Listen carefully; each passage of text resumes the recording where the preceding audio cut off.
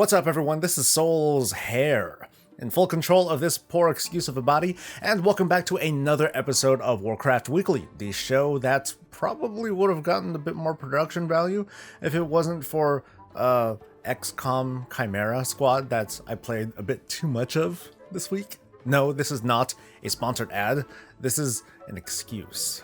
But what about my moment into the sun? Nope, no time for that right now, Bob. We've got to get to the news, but first, a tribute to the... Here's your tribute. Okay, I apologize for not including you in a gag.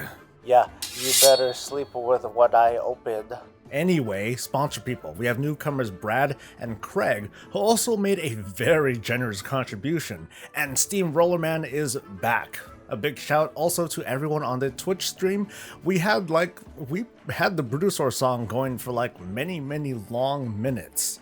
It's getting really warm in here. I'm gonna take off my shirt at this rate. And one day, the song will be complete. Yeah. Anyway, news time. Let's get some classic news out of the way first. One of the realms that was split off into layers has already been set back to a single layer. This doesn't come without a warning from Blizzard that during peak times you can still expect a queue, but nothing like the hours-long wait from a few weeks ago. As for the rest of the realms, who knows? We haven't quite settled into our new normal, with shelter-in-place orders still mostly in place, and warnings of future outbreaks regularly being repeated. But for now, who gives a shit? This is the world of Warcraft. This week on Twitch channel Zoltan TV, cosplayer Cinderys interviewed game director and man who looks quite satisfied after hoarding all the blue-eyed elves for himself, Ion Hazzikostas. Cinderys was the winner of the BlizzCon 2019 cosplay contest, and like me, regularly gets into laughing after finishing a sentence. Say yeah, I see a breast, so so maybe we can expect some kind of betrayal from her. Maybe again. I mean, lighten up, folks. That was a rub on both me and her because, you know, insecurities. Nervousness aside, she did get some information out of Ion, if not directly, and there's a bit that we can speculate on. In the interview, Ion pointed it out that while it took about a week to get everything in place, the production of Shadowlands at home is back on track, and the team still intends to get it out for a 2020 release. It makes you wonder just how well Shadowlands is going to be received in our current situation. So, let's pretend that there is going to be a virtual BlizzCon this year, so there's a big media extravaganza, and then right after it is the launch of Shadowlands. It's like this weekend-long party of sorts. So it could be this explosive release, thanks to a strong launch and people being stuck at home. Obviously, I'm being optimistic. What better escape from our sheltered life than the Gladiator Wheatfield looking scene and Castlevania land, the whimsy that we wish to escape to, and a good depiction of how our rooms look right now. On the other hand, come November something or other, everything does get back to a relative normalcy, and the last thing anyone wants to do is be stuck at home, resulting in gaming as a whole, including WoW, taking a big old fat dump. Whatever the case, with the way things are now, it's gonna feel like 2 years before Shadowlands is released, so please Blizzard, make Paladins and Torghast testable. That's the coma that I need right now to pass the time. Thanks. And so there was an interview. Ion also clarified a detail on how Covenant switching is going to work. It's going to be a simpler affair to leave and join a new Covenant. However, to go back and rejoin one that you left, that's going to be a lot more difficult. Here's what I'd like to know though. On our alts, are we going to be able to test drive Covenant abilities before making a choice? Or is the test drive essentially, hey, go play that Covenant leveling campaign? If so, that'd be a bit cruel, but I guess fair. No wait, that's not fair. Not everyone is going to get into the alpha and to the beta, and frankly, most people aren't going to read up on what every Covenant ability does for every class between now and launch. So yeah, I think that after the Shadowlands starting experience on your alts, or after you press the skip button on it, we should be able to, when we're at Oribos, we should be ready to make our choice, but before that, I at least want to be able to try out these abilities. Imagine being on a fresh alt, ready to go, and you're told to make that fateful choice without entirely knowing what you're getting into. Kinda like now. We also learned in the interview that the model armor sets, right over here, that it's not just a raid set, but they're models of the legendary gear that we can craft. So, over time, we will be able to craft this Super Saiyan looking Lich King armor, which is pretty badass. I have a good feeling that we won't be able to wear every piece of armor simultaneously though, otherwise all that other gear that we obtain in Shadowlands is merely a stepping stone as we outfit ourselves to greatness. Ian also mentioned the testing of the Maw Zone, that it would be available in a measure of weeks. That implies that we'll be able to make level 60 pre-mades just like we made level 57 pre-mades, and we'll get a glimpse of the framework that will be endgame.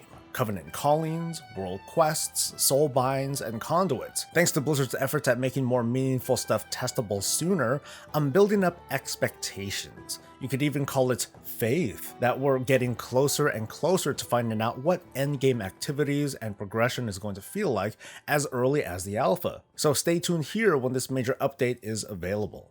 In the interview, Ian also crushed the dreams of players hoping for blue-eyed Blood Elves. In the interview, he pointed out that one of the flaws about data mining is that you can discover and manipulate a lot of things, and without context, that builds up expectations and reactions that are not intended, despite how much Blizzard tells us to look at these findings with a grain of salt. So, blue-eyed Blood Elves won't be a thing.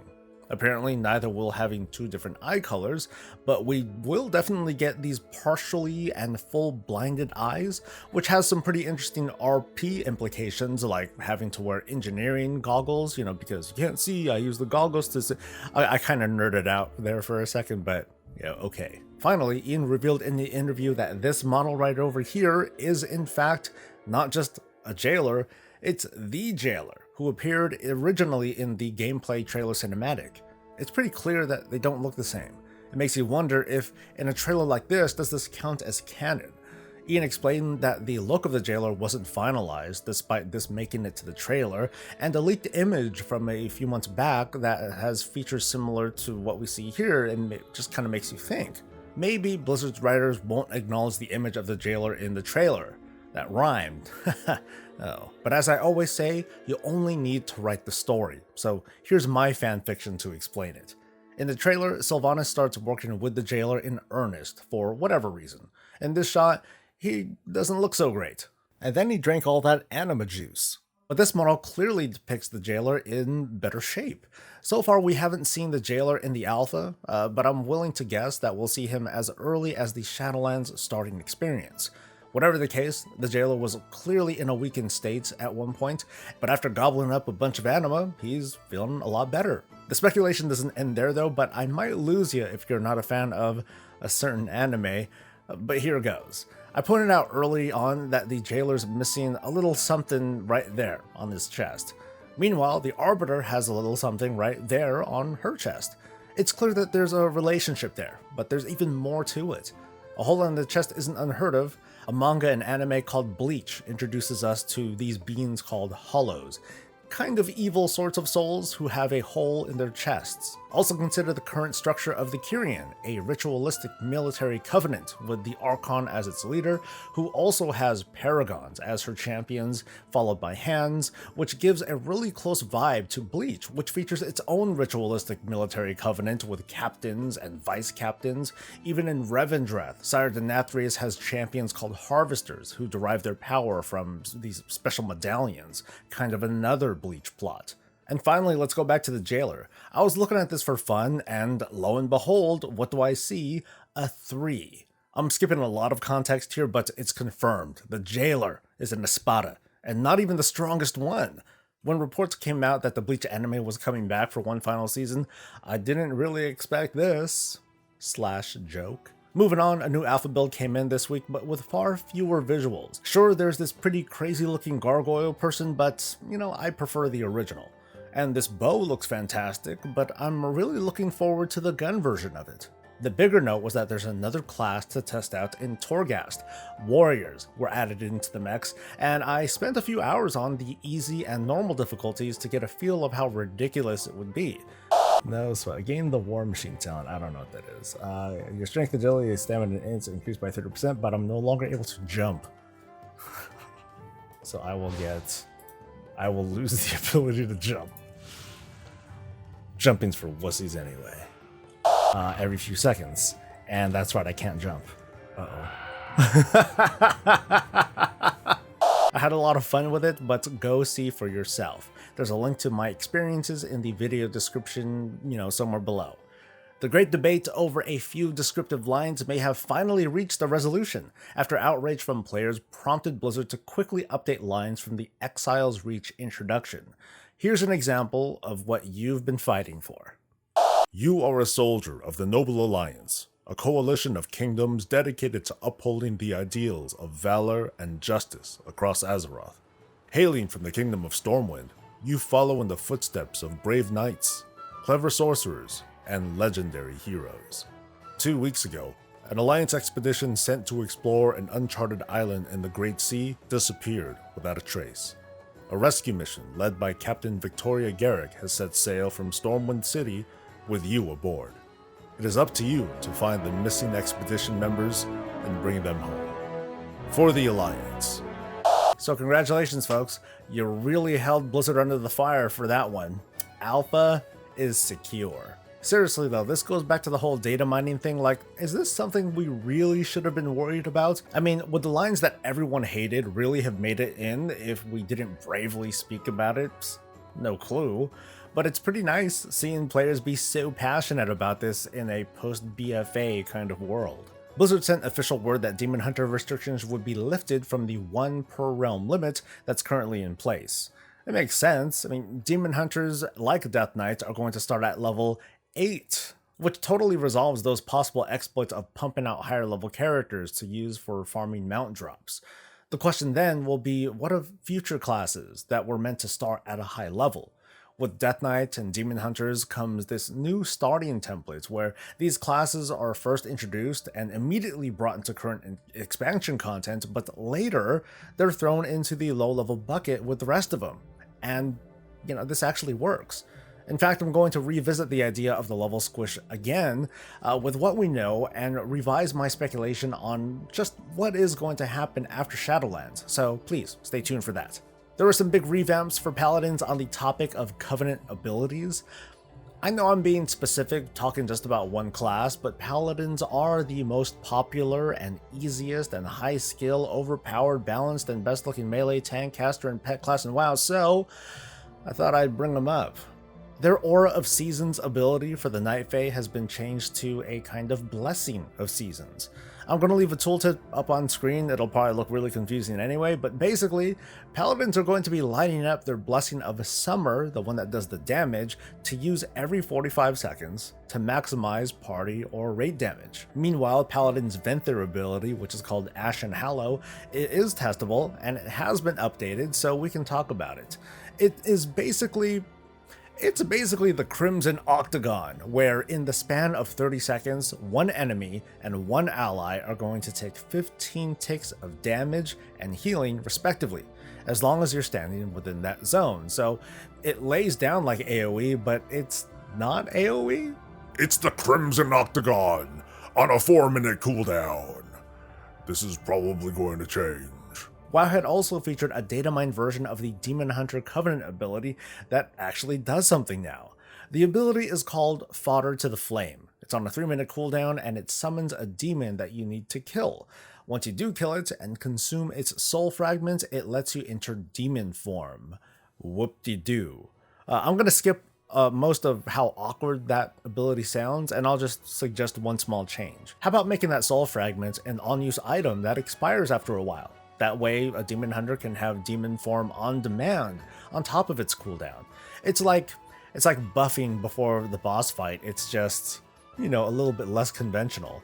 And if you can summon the demon in combat, okay, cool. It'll be a unique bit of risk versus reward. One last thing before we start wrapping up, and that's the subject of the Heart of Azeroth.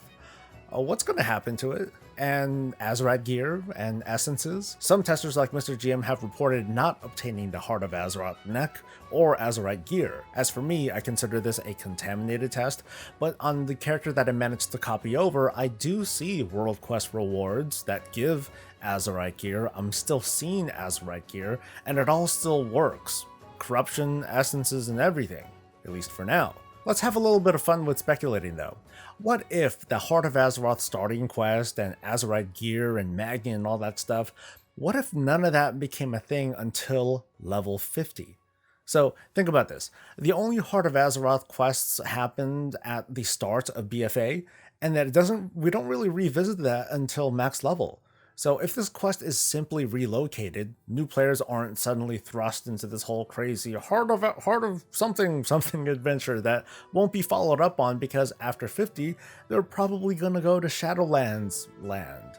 But for those who do want to enrich themselves, cool. Those quests do unlock at level 50, and have at it if you want. That's pretty much the idea, that's it. So, tell me what you think about it. That about wraps up the news, and now let's go to some winners. Last week I asked people to share what class they were going to level first in Shadowlands, and I would choose 3 random winners to receive a month of WoW game time. Eric writes, Pally all the way, for the Sunwell! Woo! Okay, I included the woo, but you know what I mean. Mastermind Games says, Brewmaster Monk will be the first for me, but it was not an easy choice, which is great. Love the tough choices. Nier says, I'll probably be leveling my druid first, as she has been my main for the last 14 years. So congratulations to you 3, just leave a comment below with your battle tag and I will contact you directly from this battle tag. As for everyone else, don't try to add me because I will definitely ignore it. Real talk though, I was distracted this week. Other games did distract me from pumping out as much content as I could have because, well, I needed it for a bit, some fresh air, some breathing room, some not wow.